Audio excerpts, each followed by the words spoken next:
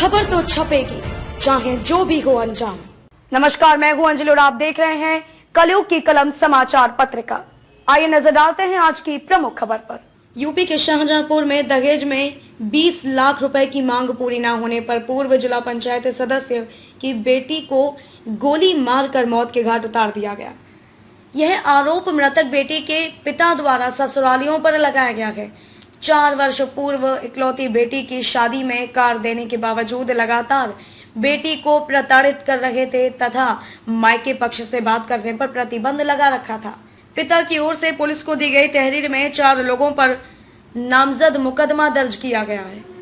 फिलहाल police postmortem report आने के बाद जांच कर साक्ष्यों के आधार पर कानूनी कार्यवाही करने की बात कर रही है।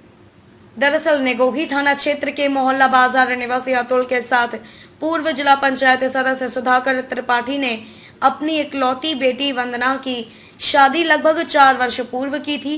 शादी के दौरान नकदी के साथ साथ सिलेरियो कार दहेज में दी थी, लेकिन ससुराल पक्ष इससे भी संतुष्ट नहीं हुआ और बदले में स्कॉर्पियो गाड़ी देने की बात करने लगे। इसी दौरान ससुराली जनों द्वारा बेटे को बिजनेस करवाने के लिए 20 लाख रुपए मायके से लाने का दबाव वंदना पर बनाया गया। साथ ही ससुरालियों द्वारा लगातार वंदना को प्रताड़ित किया जाने लगा, जिसकी सूचना वंदना ने मायके पक्ष को दी।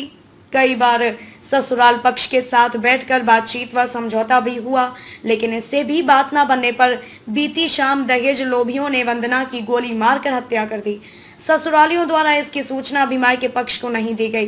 किसी तरह सूचना मिली तो मायके पक्ष के लोग जिला अस्पताल पहुंचे, जहां बेटी को मृत अवस्था में पाया।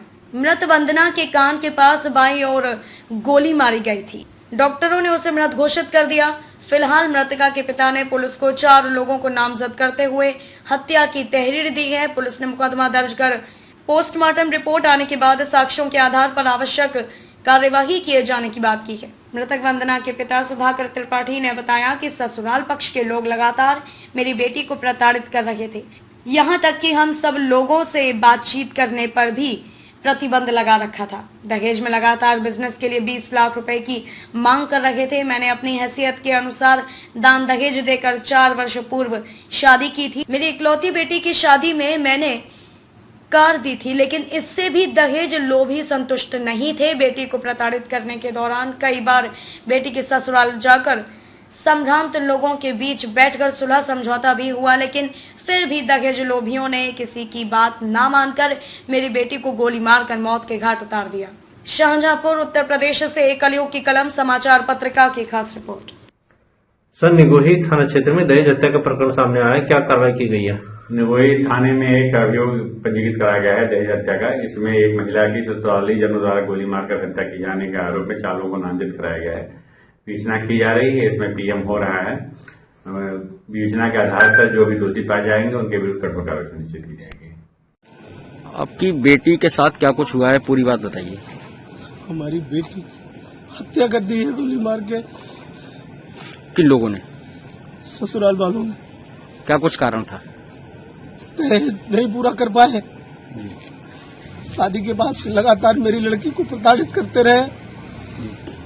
लड़की ने भी हमें बताया, कई बार हमने इनके घर पे जाके निवेदन किया मोहल्ले वालों के सामने। एक बार हम लड़की को अपनी लिवा लाए, कुछ दिन हमारे यहाँ रही, उन्होंने नहीं रहने दिया। अब जब फिर जो है बिजनेस के लिए पैसे की मांग कर रहे थे लगातार, और मेरी लड़की को टार्चर कर रहे थे। कितना पैसा मांग रहे थे?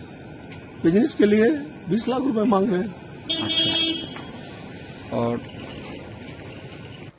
खबरों में अब तक के लिए बस इतना ही। मिलते हैं फिर किसी खास खबर के साथ।